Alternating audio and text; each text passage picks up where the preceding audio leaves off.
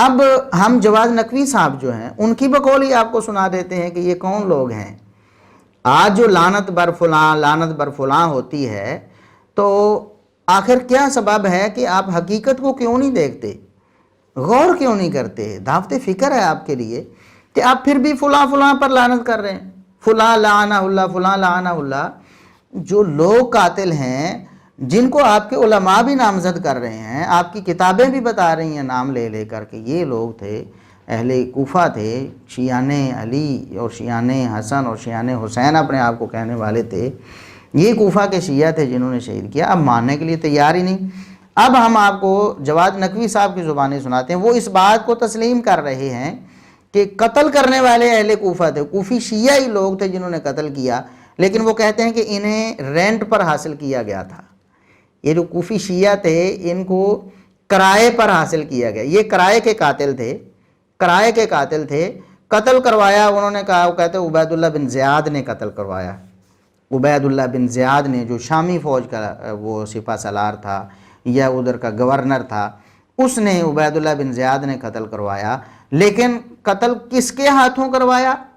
کہتے ہیں کہ یہ کوفی شیعہ ہی رینٹ پہ انہوں نے لیے، اور رینٹ پہ لے کر ان سے انہوں نے شہید کروایا سیدنا حسین رضی اللہ عنہ کو۔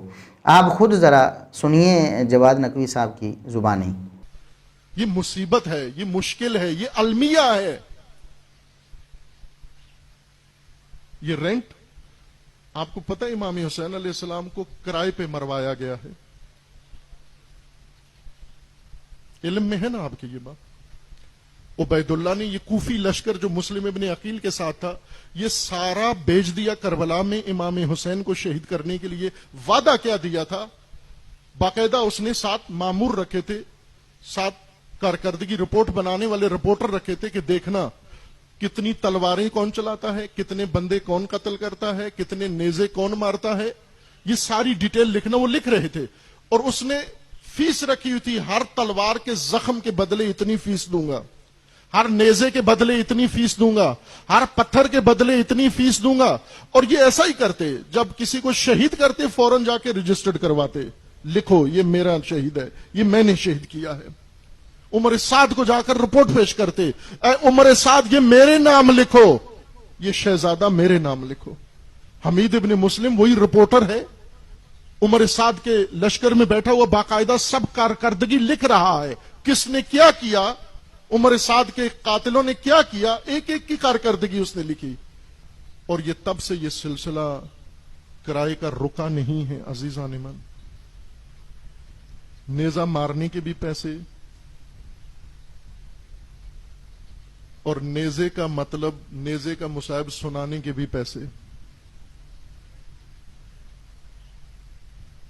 بیبیوں کے پردے لوٹنے کے بھی پیسے، اور ان پردوں کا ممبر پہ آ کے ذکر کرنے کا بھی فیس اور پیسے۔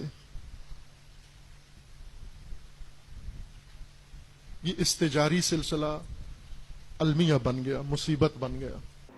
جی آپ نے سنا، انہوں نے اس بات کو مانا، کہتے ہیں کہ یہ المیہ ہے کہ جو کرائے پہ لوگ اجرت پہ جو نا قاتل بن جاتے ہیں، کہ حسین رضی اللہ عنہ کو جو شہید کروایا گیا وہ کرائے پر شہید کروایا گیا، اور کرائے پر جو کرائے کے جو اجرت پر جو قاتل تھے، کرائے کے قاتل وہ کوفی شیعہ تھے۔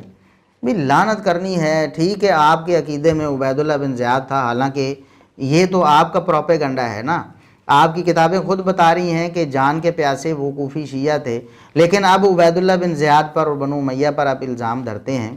کم از کم اتنا تو انصاف کریں کہ جب آپ لعنت کر رہے ہوں عبید اللہ بن زیاد پر یا کسی اور پر نام لے کر، تو اس وقت ان جن کے ہاتھ پر خون ہے، جنہوں نے خون بہایا سیدنا حسین رضی اللہ عنہ کا، آپ کم از کم ان پر بھی لعنت کریں کہ کوفی شیعوں پر لعنت جنہوں نے کرائے کے قاتل بن کر سیدنا حسین رضی اللہ عنہ کو شہید کروایا ہے۔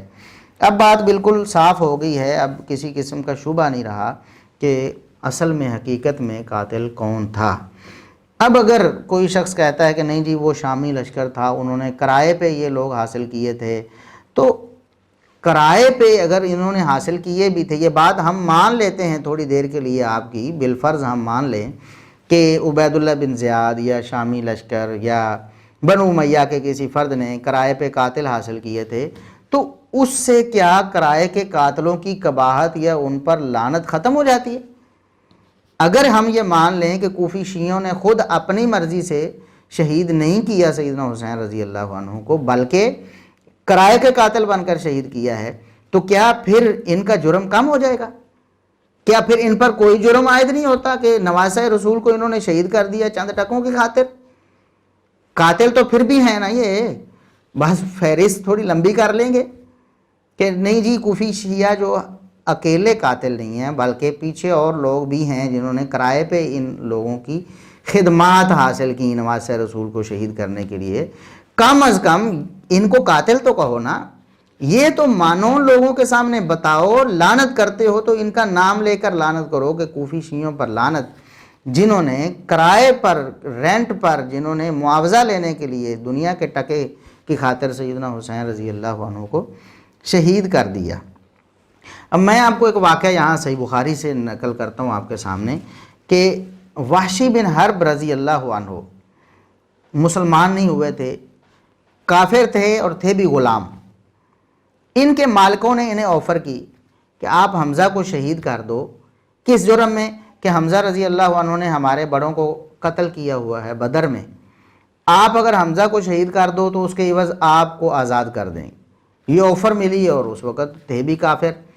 تو وحشی بن حرب رضی اللہ عنہ بیان کرتے ہیں کہ میں نے ایک موقع پا کر غزوہ احد میں چٹان کے پیچھے تاک کر بیٹھا تھا، جیسے ہی سیدنا حمزہ رضی اللہ عنہ میرے نشانے میں آئے، میں نے نشانہ مار کر نیزے کے ذریعے انہیں شہید کر دیا۔ تو یہ وحشی بن حرب رضی اللہ عنہ بعد میں مسلمان ہو گئے۔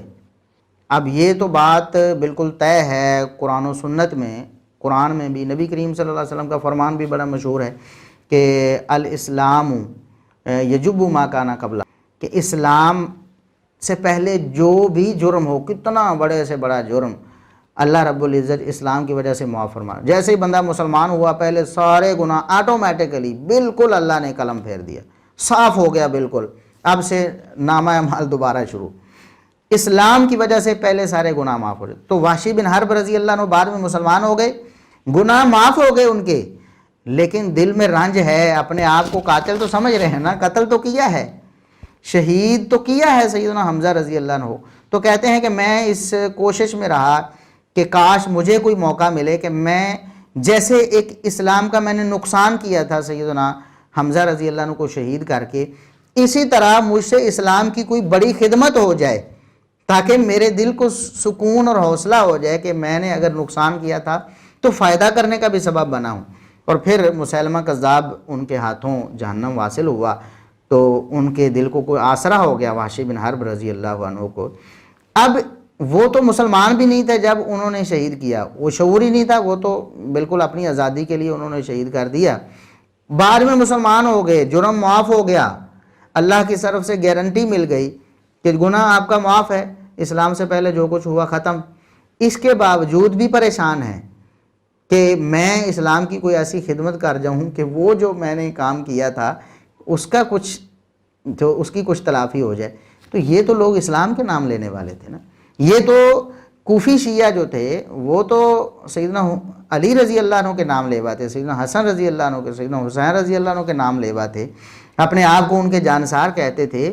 ان سے ایک جرم ہوا، کرائے کے قاتل بن کر انہوں نے شہید کر دیا سیدنا حسین رضی اللہ عنہ کو، پھر ان کا جرم کیوں نہیں ہے؟ یہ مجرم کیوں نہیں ہے؟ ان کا جرم کیسے دبایا جا سکتا ہے؟